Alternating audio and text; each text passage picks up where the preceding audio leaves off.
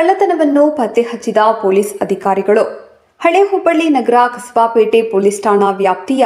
ಇಸ್ಲಾಂಪುರ ಮಸೀದಿ ಹಿಂಭಾಗದ ಗದಗಕರ ಲೇಔಟ್ನಲ್ಲಿರುವ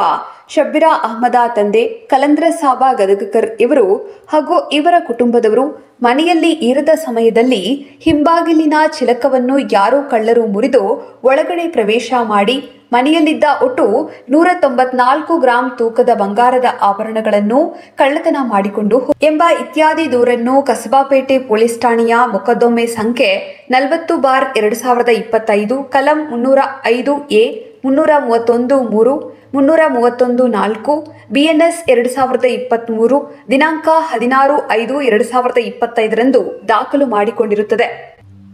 ಈ ಪ್ರಕರಣವನ್ನು ಎಸಿಪಿ ದಕ್ಷಿಣ ಉಪವಿಭಾಗ ಹುಬ್ಬಳ್ಳಿ ರವರ ನೇತೃತ್ವದಲ್ಲಿ ಕಸಬಾಪೇಟೆ ಪೊಲೀಸ್ ಠಾಣೆಯ inspector Raghavendra H Hallur, ASI CS ಅಂಗಡಿಯವರ ಹಾಗೂ ಸಿಬ್ಬಂದಿಯವರಾದ ಐಕೆ ಧಾರವಾಡ, ಬಿಎಫ್ ಬೆಳಗಾವ,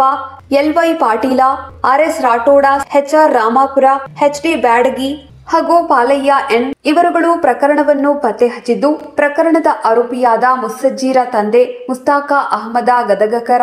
ವಯ 20 ವರ್ಷ, ಸಾ ಗದಗಕರ್ ಲೇಔಟ್ ಮಸೀದಿ ಹಿಂದೆ ಇಸ್ಲಾಂಪುರ ಹಳೆ ಹುಬ್ಬಳ್ಳಿ ಈತನ ಚಲನವಲನಗಳ ಮೇಲೆ ಗಮನ ಹರಿಸಿ ಸಿಕ್ಕ ಸಿಸಿಟಿವಿ ಫುಟೇಜ್ ಆಧಾರದ ಮೇಲೆ ಸದರಿ ಆರೋಪಿತನನ್ನು ವಶಕ್ಕೆ ಪಡೆದು ತನಿಖೆ ನಡೆಸಿ ಆರೋಪಿತನಿಂದ ಒಟ್ಟು 18,43,000 ರು ಮೌಲ್ಯದ ಕಳ್ಳತನವಾದ ಒಟ್ಟು